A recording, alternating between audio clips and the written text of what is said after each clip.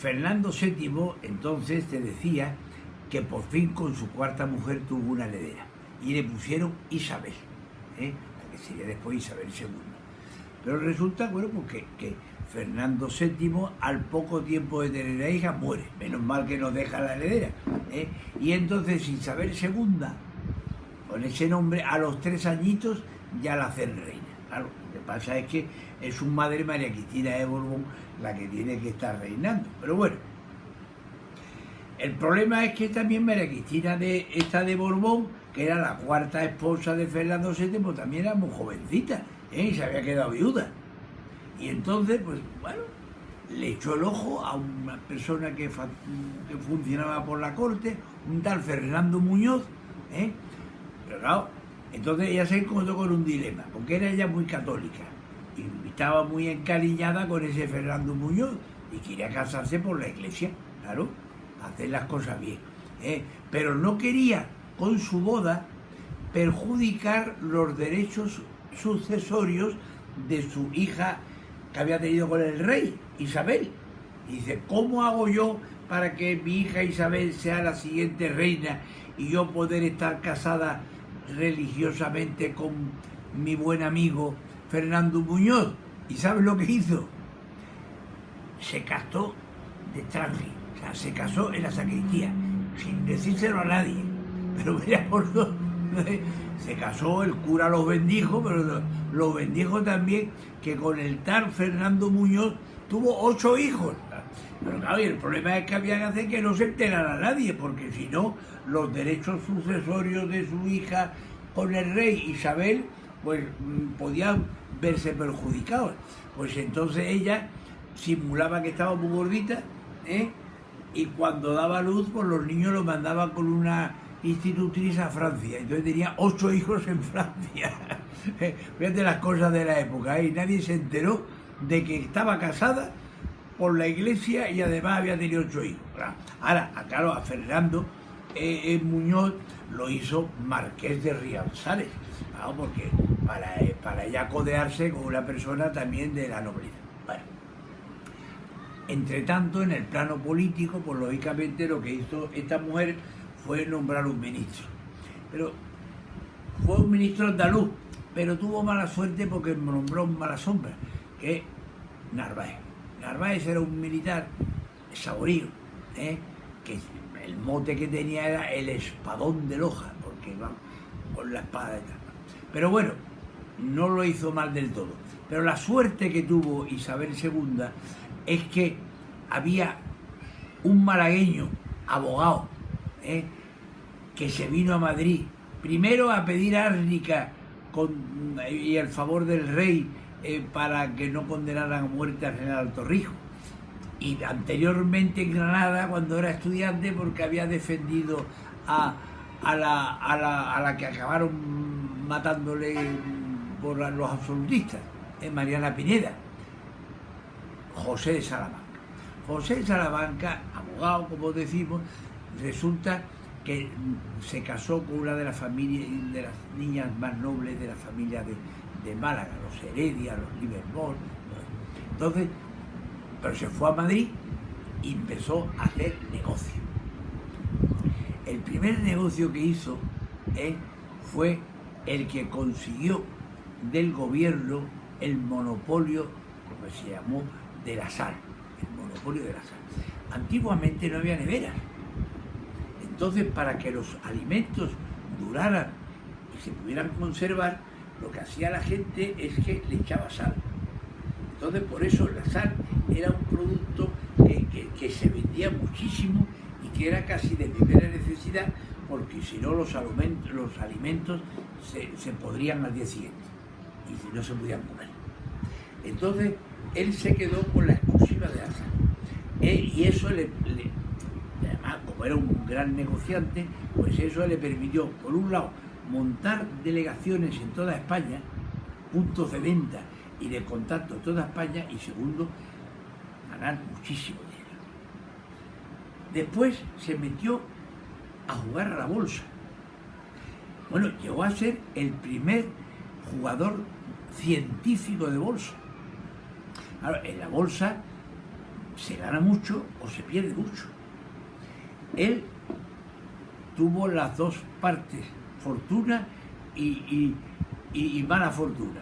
Una vez, fíjate tú, ganó tanto dinero, claro, cuando gana uno en la bolsa, es a costa de que los demás pierden. Bueno, entonces ganó muchísimo y eso quiere decir que paralelamente se quedó en la ruina casi el resto del país. Entonces él iba en su calesa a las cortes por la calle Recoletos, y la gente le decía: don José, por favor, perdóneme usted la deuda, claro, porque me estoy en la ruina. Y fíjate si el tío era magnánimo, que cuando llegó a la bolsa, al edificio de la bolsa, cogió todos los títulos y los rompió. Y con una frase de la ópera de Don Carlo de Verdi, que dice: perdono a tutti. Perdonó a todos. O sea, dejó de hacerse multimillonario por caridad, por magnanimidad, porque era una buena persona, porque era un tío fenómeno.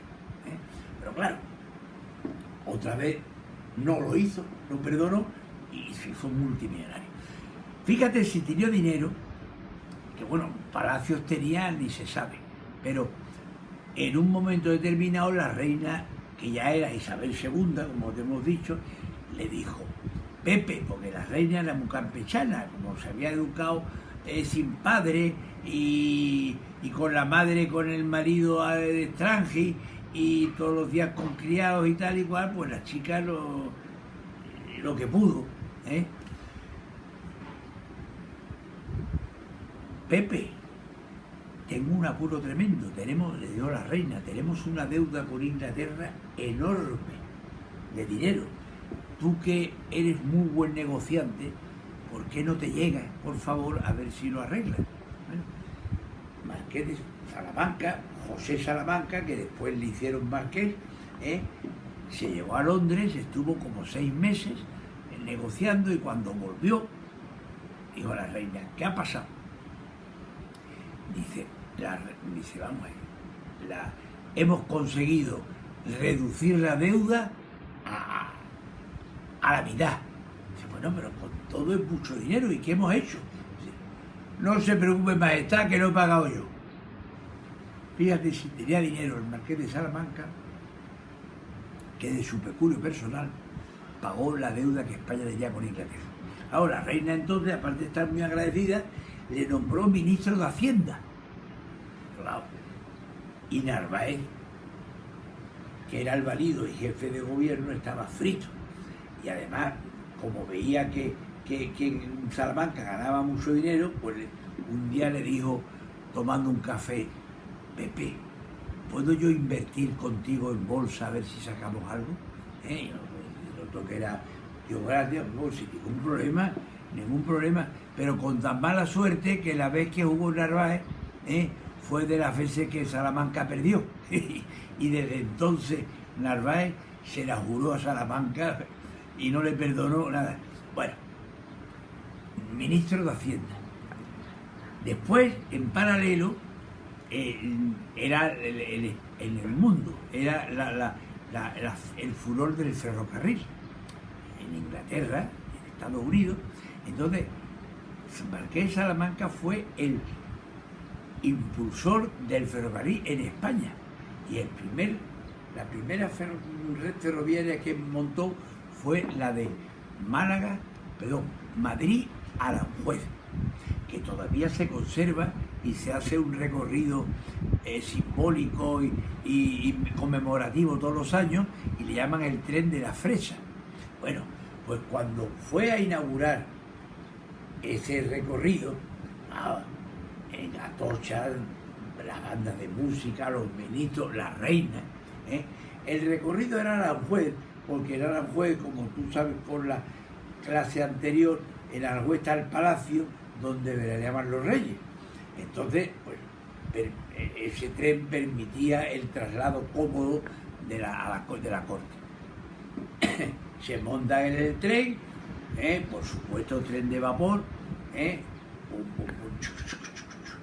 el ruido típico del tren, la reina encantada, José Salamanca recibiendo felicitaciones, pero cuando llega a entrar en el palacio de Aranjuez, la reina Isabel II observa que el ruido que hace el tren en su recorrido es distinto, es más suave.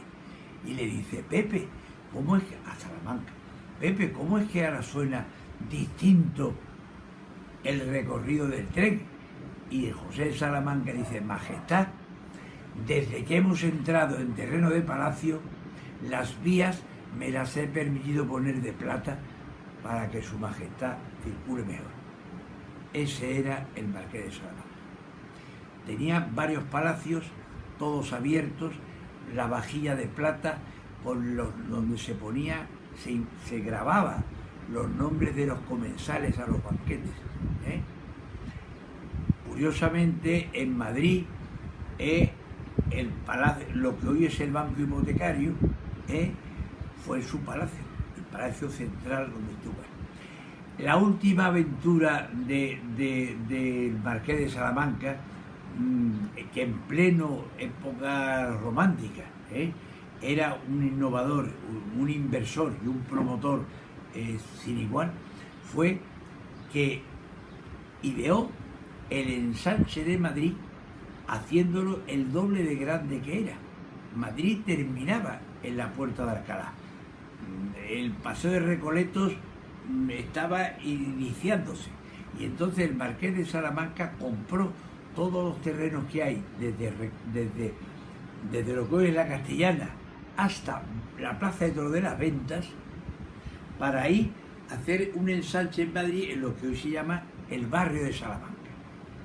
Entonces compró todos los terrenos y empezó con su peculio personal a hacer casas. Y para allegar más dinero, creó con Isabel II lo que se llamó el Banco de Isabel II, que después fue el Banco Hipotecario, para conseguir hipotecar los terrenos y con ese dinero hacer las casas. El barrio Salamanca fue una maravilla, fue la ruina del Marqués de Salamanca, pero en los planos él quiso dejar más que su impronta, su firma. Y entonces el trazado del barrio Salamanca es un rectángulo que cierra su base por el Paseo de Recoletos, por el Paseo de Recoletos y la Castellana, pero con la curiosidad de que a la altura de la Embajada Americana, la calle Hermanos Becker, veréis que desde Serrano hasta la Castellana baja haciendo una S. Esa es la S, la inicial de la firma del Marqués de Salamanca. El siglo XIX y el reinado de Isabel II no hubiese sido tan próspero ni hubiese marcado un antes y un después sin la figura inigualable del Marqués de Salamanca.